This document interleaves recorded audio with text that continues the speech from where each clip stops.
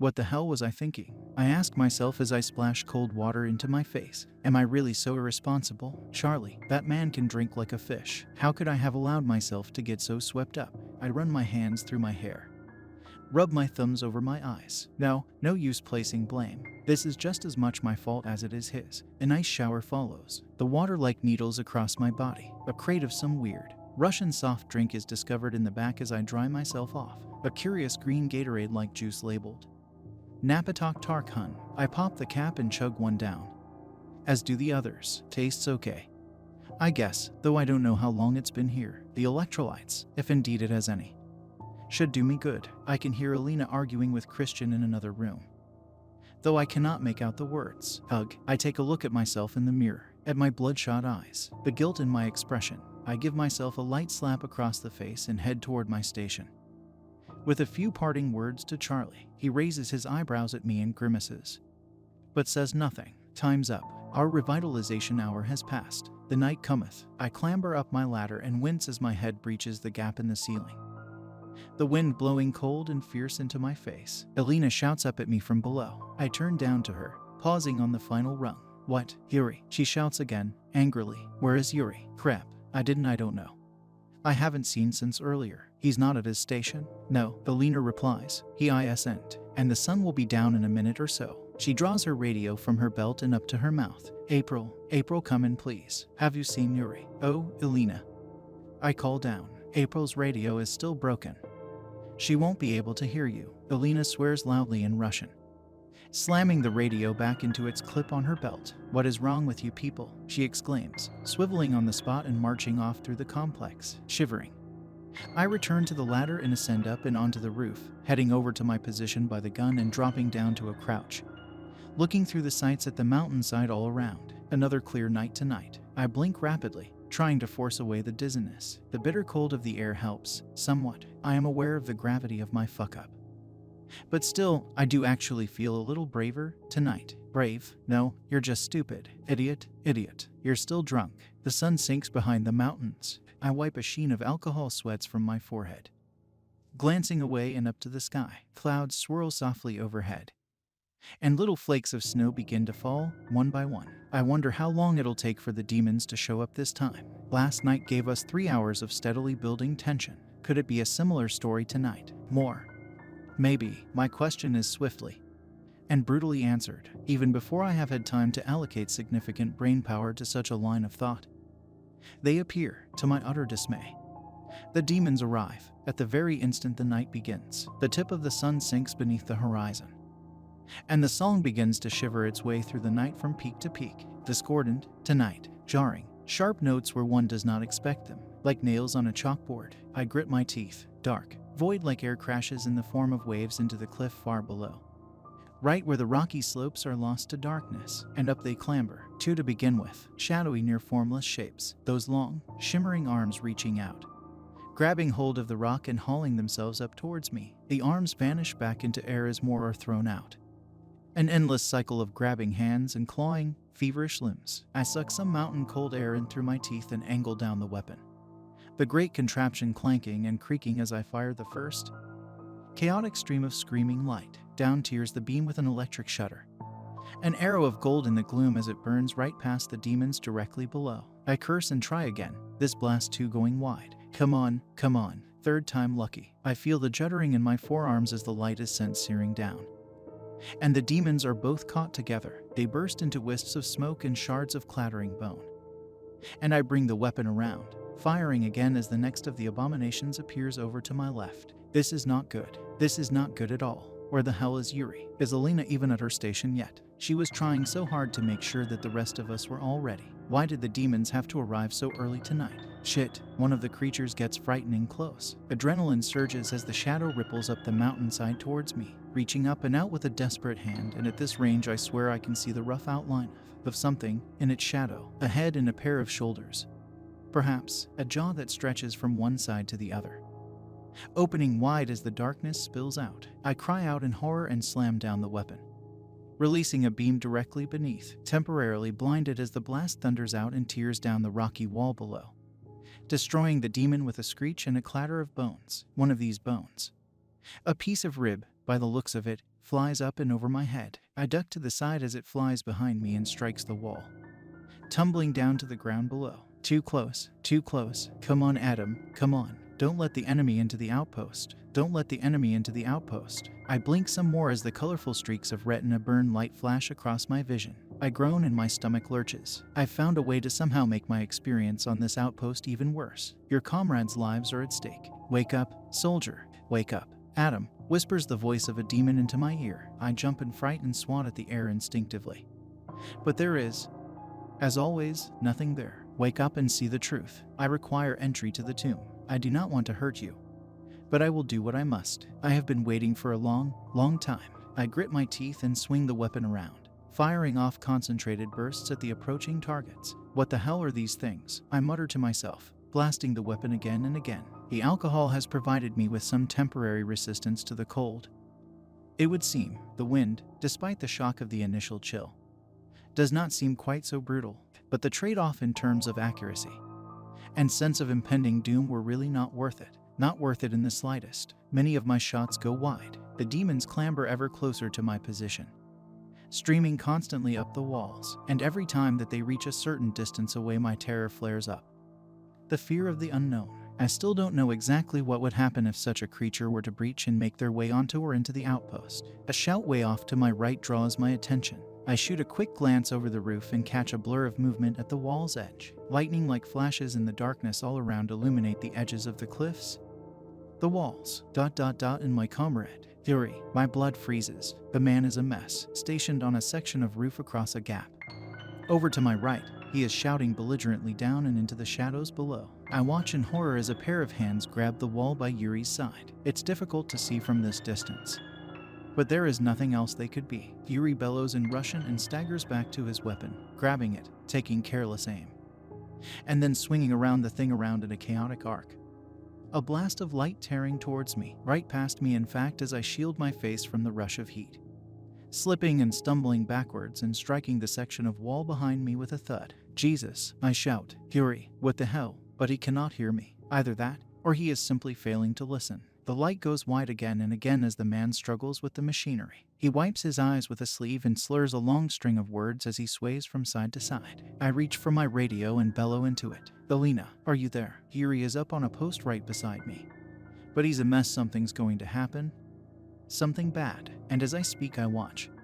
I watch as a dark shape grabs a hold of Yuri's arm. Yuri swears and draws a knife from his belt, hacking and slashing at the smoke. It seems to do little, however, and more of the substance envelopes him. A moment more, and he is falling. The shadows drag him over the edge. I watch with eyes wide, as everything in the moment begins to play out in slow motion. Yuri slips from the wall and tumbles down the cliffside into the darkness below. Lights flash at the edges of my vision, and the snowflakes fall thicker all around. Yuri, I shout, but the man has vanished. I draw my radio up to my mouth and try to report this, hands shaking. Yuri's gone over. I shout. He's gone over the edge, but my radio only crackles with static. I look down over the edge, peering into the darkness. Hastily, I return to my weapon, launching a beam in a wide, axe-like arc directly below, obliterating a group of the demons and illuminating, for a moment, Yuri, trapped on a rocky outcrop below, his back against the cliff, darkness swirling all around him. Shit, Yuri, but the man does not respond, unsure what to do. I spend a further few moments blasting demons away from the rock below, shooting a few wide to try and keep Yuri's immediate area free from them, and in a moment of brief respite, with the cliffside below entirely clear, I make a decision. I abandon my post, aware of the critical importance of the first rule. But still, there is a man in danger. I scramble down the ladder in haste and sprint through the complex corridors, towards the equipment room, the room that Charlie found me in. As it happened, I burst in and look wildly all around. Where is it? Where is it? And yes, in a rack stashed in a corner is just what I found earlier. Standard US Army issue. Covered in dust, a set of old climbing gear. I run over and grab it up into my arms, running as quickly as I can back through the halls, over to the room and ladder that will take me up to Yuri's post. And I climb. Up I go, back into the wintry world above. And dumping the equipment onto the ground in the snow, I jump to Yuri's weapon, angling it around and feeling the electric crackle across my skin as I send a beam out, diagonally down the side of the cliff. Demons burst and steam with shattering bones. and I swivel on the spot, grabbing the equipment and getting myself into it as quickly as possible, finding an anchor to attach it to, all while simultaneously trying to protect both my own and Yuri's sections of wall. I swear to myself, over and over, sweating and shaking in the snow, my hands alternating between the straps on the gear and the mechanisms of the weapon attached to the wall. I try the radio again.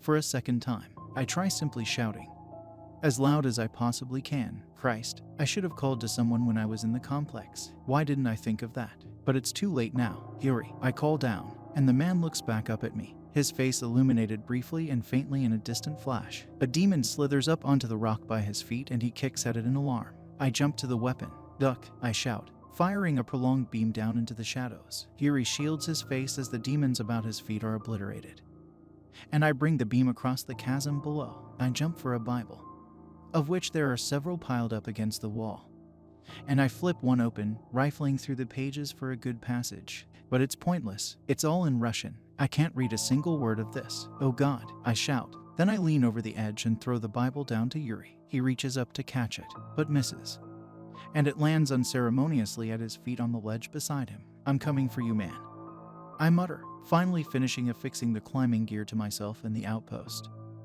and with a breath clambering over the side and stepping clumsily down into the dark. The sensation is hugely uncomfortable. It's like the air is thicker down here, wetter. Almost, it becomes harder to take in breaths. But down I go, step by step down the rock, praying that the demons will stay in the darkness beneath, just for a little longer, long enough for me to grab Yuri and haul him back up and over the wall. I reach the man and put out a hand. He stares at me, eyes bloodshot, forearms all scratched up and bleeding. He says something to me in Russian, staring with utter disbelief. Come on, I shout to him. No man left behind. Got him it. Yuri swears in Russian and grabs a hold of my shoulder straps. We're going up. Come on, help me here. You have to climb, I tell him, grabbing a hold of his jacket and making to haul us both back and up the side of the cliff. Back up we go, blood pounding in my veins, and I can only watch in dismay as, despite my bitter hopes, a demon slithers its way right past us. I get the closest view of one of these creatures so far. From this angle, it looks vaguely, ever so slightly human, one comprised of rippling smoke and mist. Its arms move with such speed that it's impossible to tell how many it might have.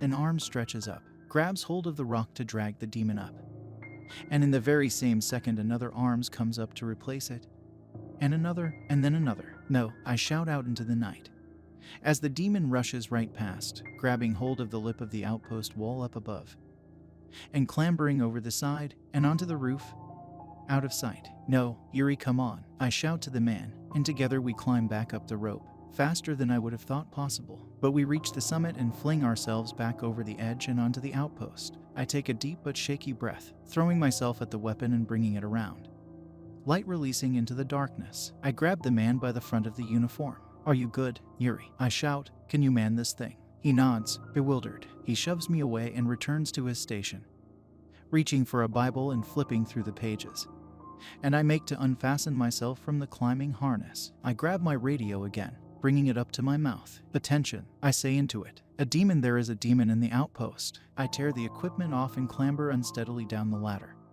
darting through the complex, looking this way and that for any sign of the intruder. I don't know what I will do if I actually find it. However, everything is a blur. I just know that this is partly my fault, my responsibility, and so I have to be the one to deal with it. Shadows lurk and creep in the corners of the complex. Light flashes through the thick glass of the windows as I race between the walls. Hey, I shout down the halls. Hey, show yourself. A voice crackles through my radio. Elena's. 2 words. Where? She says. Then, when? I grab the thing and bring it up to my face. 5 minutes ago, or so, my side of the outpost, with Yuri, by Yuri's station. The radio crackles. And where are you now? She replies. Inside the complex, near the kitchens, trying to find it. No, return to your station. Do not engage. I will deal with this. The ice in her voice makes it difficult to disobey. I falter, but then just do as she says, running back through the complex, expecting to get jumped at any second, returning to my post and ascending the ladder.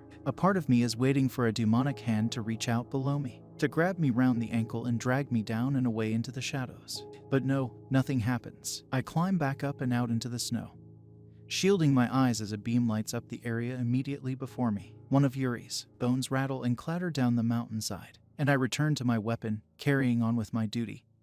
The fear like a fire within me. Alina's voice comes through the radio again. Barricade entrances to outpost immediately. All. Draw up ladders if possible. Do not return into complex for any reason. We must wait and hope for the rising sun. And so I do. I reach for a nearby crate and heave it across the roof in order to block the little passage back into the outpost. I draw up the ladder with a clatter and block up the entrance as best I can. Is this really our plan? I can't help but wonder. Leave the demon inside to its own devices. What happens at daybreak?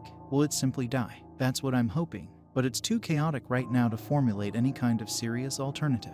I just do my best to keep any further demons from breaching the walls. Rule number 1. Do not let the enemy into the outpost. Do not let the enemy into the outpost. Fuck. Oh hell. And I was doing so well, too. What's going to happen now? What's going to happen to the outpost? To us. I remember Christian's words from earlier about the last time the demons got into the complex. It was like taking away the mosquito net. By the banks of a tropical river, I grimace, and as the night deepens, the demons become more and more numerous, whereas in the previous nights, and in the past few hours, it was the occasional assailant, clambering up the cliffside in ones or twos. They now appear thick and fast.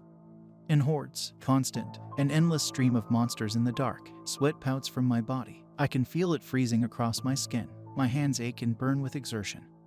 The muscles in my shoulders and upper back scream in time to the blasts of the burning, blinding light. The song from the mountains is almost entirely lost beneath the endless shiver and rattle of ribs and spine and bones as demon smoke billows in all directions. My silver cross is gripped tight in my left hand. My voice repeats a nonsensical tale of ceaseless, disjointed, vaguely appropriate Bible verses until it is hoarse. And still I shout out into the shadows. The whispering becomes worse, and the things they say. Adam, you are no first man. Stand aside. You cannot stop the tide. You are a good man, Adam. You do not belong here. End this. Just let me pass. I won't hurt you or your friends, I promise. Let me in, before it is too late. I can save them. If you let me, your brother would understand. Just stand aside. Tricks. All of it, tricks. I have to believe this. Because any alternative is too dangerous to even consider. So I do my duty. The outpost and the surrounding mountains are flashed with light and fire and smoke all the long way through till the sparks of the morning. I do not collapse with instant relief as the first flicker of sunlight appears on the horizon. I do not even notice it. My eyes are shot with retina-burnt streaks of color. Every blink is like a fireworks show. My hands are white and frozen. Yet still they tremble violently, gripped tight to the sides of the weapon. I angle it this way and that, then back again. Searching for demons, still repeating the verses over and over. But after several minutes of no further approaching creatures, I finally risk a quick glance up to the sky. I see the light, the natural light of the day. Not whatever terrifying light it is that we create here with these accursed weapons. I gasp and stagger backwards, unclenching the fingers of my left fist. Slowly, listening to them crack, and I carefully pry the silver cross from my grip. A deep imprint has been left in my flesh, the outline obvious, and I return the little cross to my chest, eyes still wide. Shivering, in a dreamlike daze I push aside the crate and the other items I used to barricade the entrance to the rooftop lookout. I send the ladder back down with a metallic rattle. The noise like the bones of the demons against the rocks. I turn, and step by shaking step I descend. My muscles failing me on the final few rungs, and I crash down into a heap at its base, groaning as I try to climb back up. Sleep. I need to sleep. It's weird. My mind tells me I need to rest, but my body remains on high alert, heart pumping, senses primed, despite my weariness. It's very difficult to describe, and I know I'm going to get shouted at by Alina, too. Something I'm really not looking forward to. Alina. Fuck. And the demon. There's still a demon between these walls. Christian appears at the end of the corridor, rubbing his forehead. Christian. I croak out, raising a hand and walking towards him. The light from the sun has yet to do more than allow the briefest trickle of light through the glass, and the walls are still thick with shadow. Christian, hey. Is it safe? Do the demons all disappear when the sun rises? Is there anything we need to do? Christian sighs as I approach. He brings up a second hand to rub his eyes. Christian. I say, in a voice barely above a hoarse whisper. You heard the radio, right? The demon, the one that got in. Is it gone? What do we do? Is it safe? The man removes his hands from his eyes. A dark, human-sized silhouette at the corridor's end. A warm body between these cold, sterile walls. And he turns to me. Slowly, his body remains perfectly still, however, as do his shoulders. and only his head makes the turn, turning slightly, ever so slightly further than it should. I stare at him, and he steps from the shadows, and I am able to see his eyes in the dim glimmer of light. The color in them has completely vanished. There is only white, with the tiniest pinprick of a pupil in the center of each. I take a slow, horrified step back. Christian, the black of the man's pupils dilate. They expand, and then they expand further still, until the entirety of his eyes are washed over in black. His body cracks as he moves it around to line up with his head, and step by step, he begins to make his way towards me, shambling through the shadows.